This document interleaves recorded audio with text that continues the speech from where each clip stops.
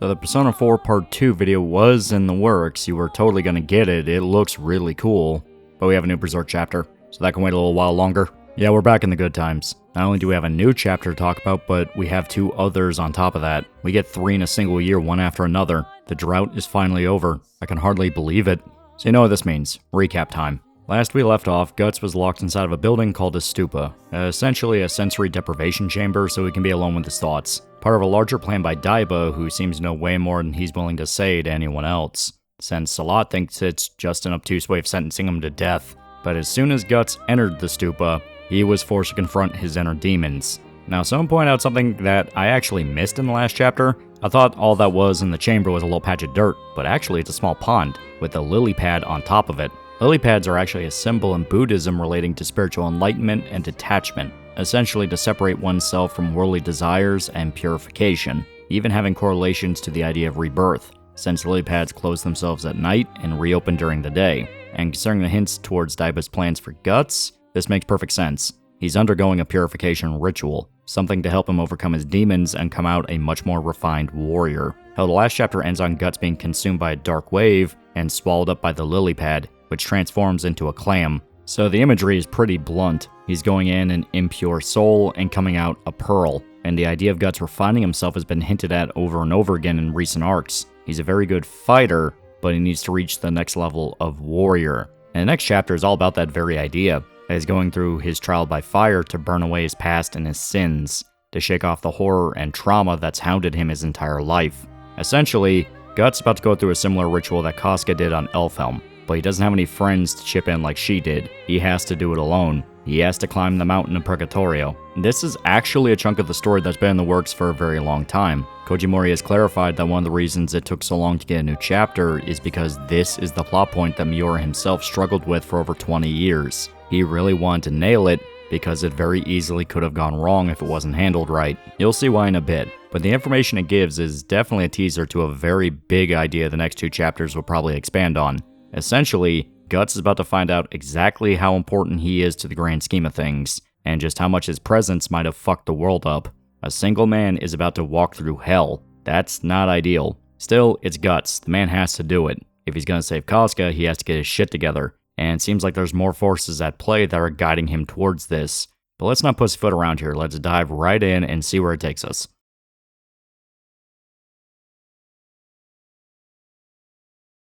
So the chapter opens up with Guts inside of the spiritual clam, sinking deeper into the dark waters.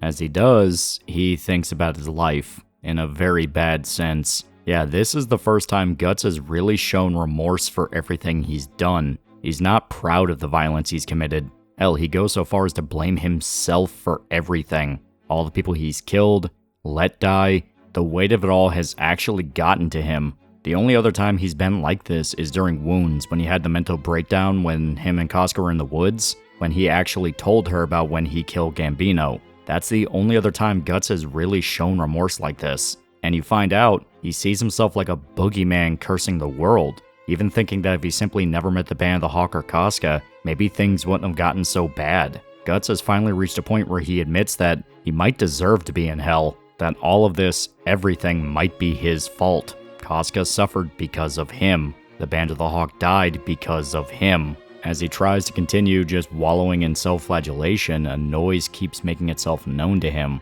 And then you see everything consumed with fire.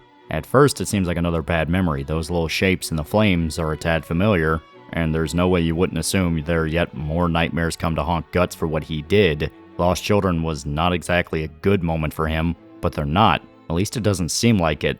Instead, we see Flora appear in the fire, manifesting in the flames to speak with Guts.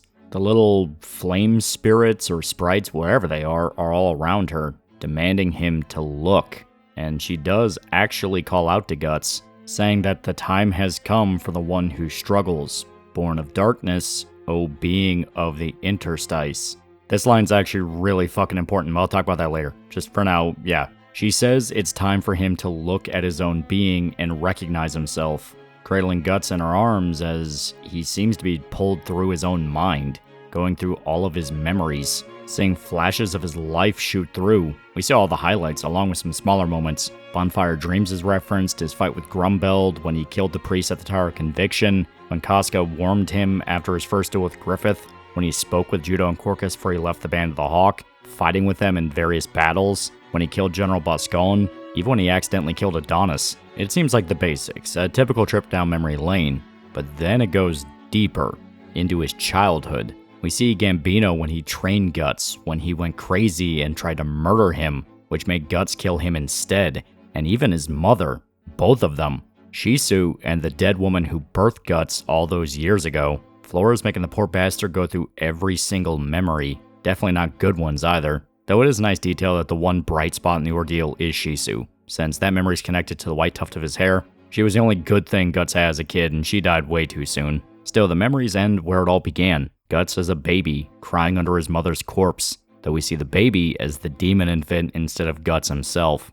I'll talk about this towards the end, since some people view it as literal when it's meant to be more symbolic, but that's for later. Anyway, the demon infant slowly shifts into Guts as a baby. Flora's saying that he was born of his mother's death. In fact, he was born from within death. As Flora continues narrating, the baby enters the waters, sinking slowly towards the clam that Guts is trapped inside. It phases into him, and the clam now rises out of the darkness, leaving it behind in the water as it rises to the surface. It breaches, finally freeing Guts from his prison. He gasps for breath, the sound of his own cries when he was an infant echoing in his mind. It seems the purification ritual is either complete or just starting. This is when Flora drops a bombshell. Guts has always been a resident of the interstice, the layer between the world of the living and the world of the dead. Because he was born from a corpse, he's always had a tie to the astral realm. He's just always been there, torn between the physical world and the supernatural. It's why he has sensitivity to it through his entire life, running into the strange and unbelievable even when he was just a child. There's even a reference to Cheech to drive the point home. I still miss her. Flora even says that this is why his fate is tied with Griffith's. They are inseparable. Causality and destiny refuse to divide them.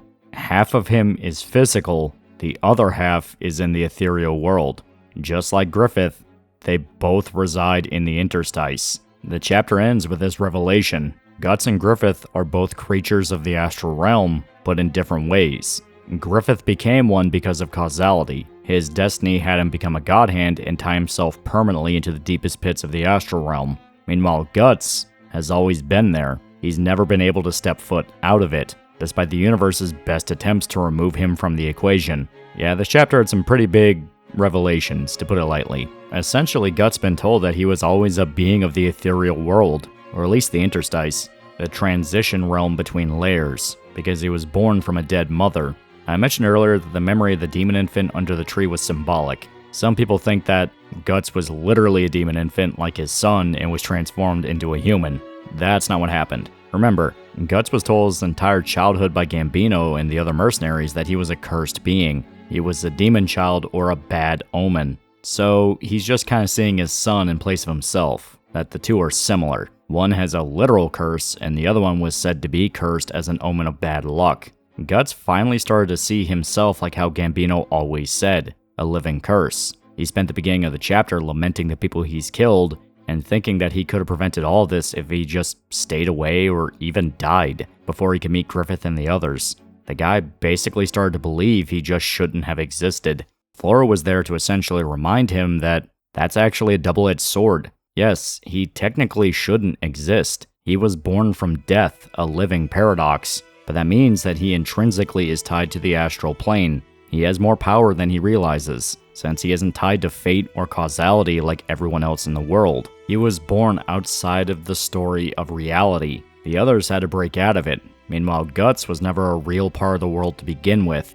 This is actually a pretty interesting reveal. Some people think it means that Guts is now a chosen one, or that he was somehow born special. I personally see it as the opposite. He's special in the sense the universe itself doesn't know how he's walking around. The entire point is he shouldn't be alive, but he is. It's actually the opposite of a typical chosen one. The reason his existence matters is because he's a factor nobody could understand, able to fight and survive in situations where he should be dead. But because of his nature being a part of multiple realms, He's outside the typical rules of reality. Essentially, Guts is the only man capable of truly choosing something. Everyone else is shackled by destiny, fate, causality, but Guts simply isn't, because he shouldn't even be here in the first place. He should just be a dead baby under the tree where his mother was hanged. I mentioned in the previous video that Guts has just kind of always been a disrupting force in the world. Nobody could ever figure out what his whole deal is. He's a living X-Factor, someone that could change the face of the world both intentionally and unintentionally. The reveal of his nature now makes this canon. He's not inherently magical or a secret wizard, nothing like that, no. He's simply a man that shouldn't exist, yet he does. A living paradox.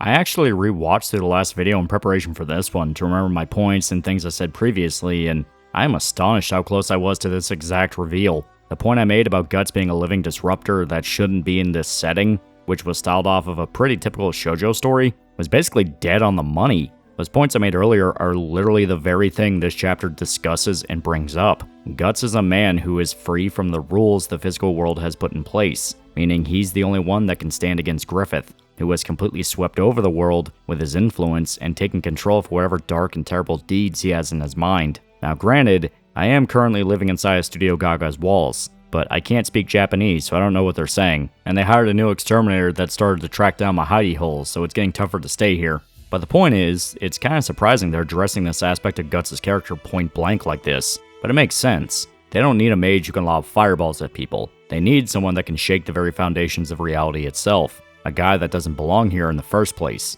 Someone that can go up against fate time and time again. The entire reason Guts been able to struggle out of every life and death situation is because that defines his entire life. Skull Knight became fascinated with him for this very reason, and it really does define the contrast between Guts and Griffith. Griffith is a slave to destiny. He seems like a guy fighting against the status quo, a commoner who worked himself to the bone to be a better noble than other nobles, but in the end, he's still a lapdog to the larger forces. He fought for a king he hated, who would later betray him. He sold himself to a noble for his own gain, giving away his dignity for money. He gave up the only people he considered friends and comrades, the Band of the Hawk, to become a god hand. Everything Griffith does is giving away parts of himself to reach his goal. His dignity, his honor, his humanity, all sold for his dream to be a king. When the idea of evil tells Griffith to his face his entire life was paved thanks to its influence, he embraces it. He knows he's a slave to a larger force that's using him, and he's okay with that so long as he gets what he wants. Hell, Griffith's power now that he's in reality is to use his influence to essentially enslave those around him, making them brainwashed servants that truly see him as some kind of savior. Even if they don't know it, he took away their freedom,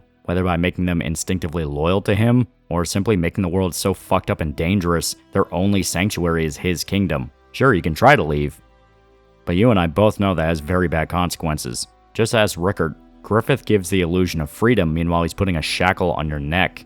Guts is the opposite. What he wants is to be free of these larger forces, to forge his own path and find his own meaning without taking orders and finding peace on his own terms. If Guts gives you a choice, it really is a choice. You can simply walk away. That's why I like that the smaller side characters can simply leave the story. Teresa and Jill are the two big examples for that. Guts came in, messed up their lives, and got the hell out of there after enough damage was done. In a way, he freed them.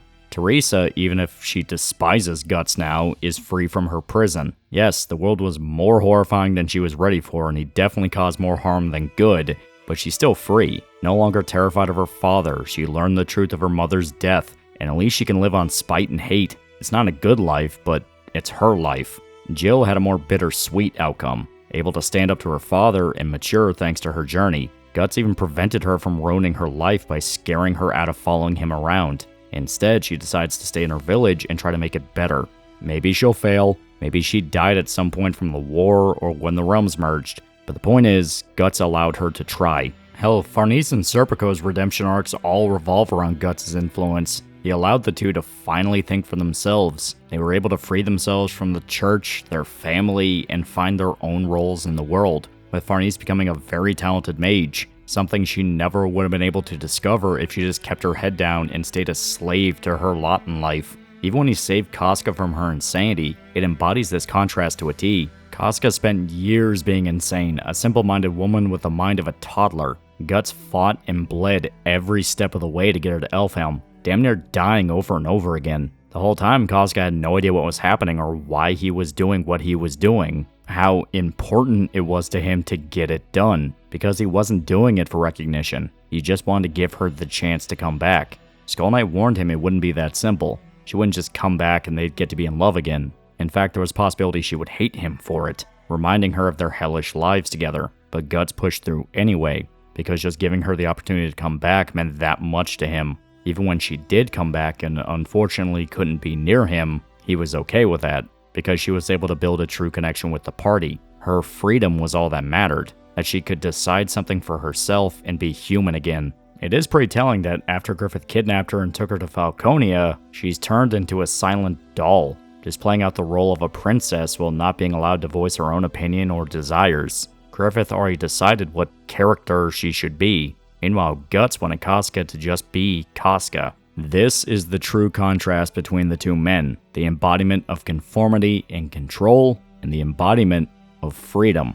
Both have their good and their bad, but it's obvious which one's the right call here. Yeah, Griffith built this grand empire and seems like he made the world a more magical place. But it's a lie. You're living in a dystopia that's robbing you of your freedom, and the foundations are nightmarish. Guts' life is full of suffering, violence, and horror, but there's warmth and true meaning behind it. Freedom can be terrifying or outright not worth it at times, but it's important to fight for regardless, and it's the only road to allow someone to truly show who they are deep down. Whether they're a naive woman in need of redemption, an ambitious adventurer that's finally realizing the weight of his journey, or a little girl trying to live up to her grandmother's legacy. Freedom versus control, chaos versus order, a classic battle that's defined human history, and Guts and Griffith are both ends of the spectrum. The two extremes clash together and now are tied to each other. They can't simply split apart and go their separate paths. They have to fight until one man is left standing.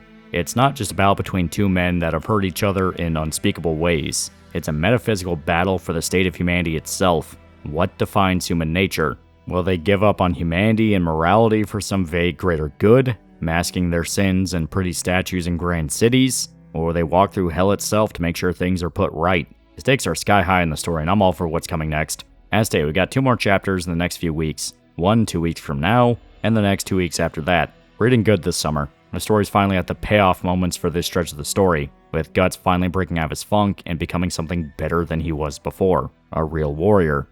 Dare I say it, a hero. And considering that we're getting 2 more chapters, it can be safely assumed that Guts hasn't finished his time in the stupa yet. His purification has only just begun, and I'm curious to know if we're going to have a certain very bad dog coming in to try and sabotage Guts' attempts at self-improvement, since now would be a perfect opportunity for the thing. Of course, then we'll have to do with Flora, who is a very scary lady, but still, this is the last chance it has to consume Guts. Otherwise, it might actually be forced to have his mind for good, considering the ritual is about laying his demons to rest so he can regain his strength. If it doesn't jump at the chance now, it might never get this one again, and Guts trying to build himself back up could be prime real estate for it to come back and try to take over his mind. Plus, yeah, this would probably be the perfect moment in the story to really dig into what this thing is and what it wants with Guts. It wants him to be a savage killer, yes, but it's always remained very mysterious, only fully taking control when he's in the Berserker armor. With the revelation that Guts has more ties to the interstice and astral realm than we thought, it's about time we get some answers on what the Beast of Darkness has in its mind. Is it just Guts' imaginary friend, or is it a more literal danger? We don't know. We just have to wait and see, and I am super excited to know when it happens. But this is where we have to call it for now. The next chapter's in 2 weeks. I'll get what I can done for the next Persona 4 video, but be aware Berserk takes precedent over anything else. It is the king, and we shall kneel. And do you know what else you should kneel for? Gamer subs, use code TAL at checkout. It's been so long since the last Berserk chapter. Use the code. I'm so happy. Use the code. I'm seriously bawling my eyes out. It's so fucking good. Use the code. Use the code or Guts will never become king of the pirates. But yeah, that's all I have to say about the new chapter. I'm hyped to see where we go from here. Until next time, please remember to like, comment, and subscribe. See you guys.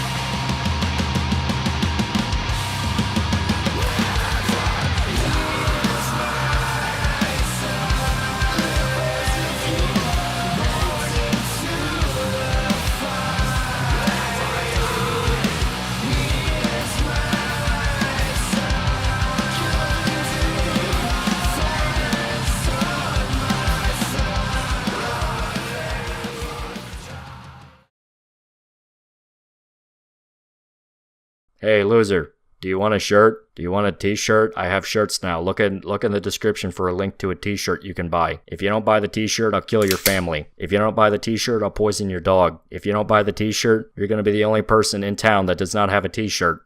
Everyone's going to look at you funny. There's going to be social consequences to not having one of these t-shirts. I'm now making express threats of violence against you if you do not buy my t-shirt. I will call the police, tell them how you're not buying my shirt. They're going to plant crack in your house, and they're going to arrest you and then beat you up in a jail cell. Buy my shirt.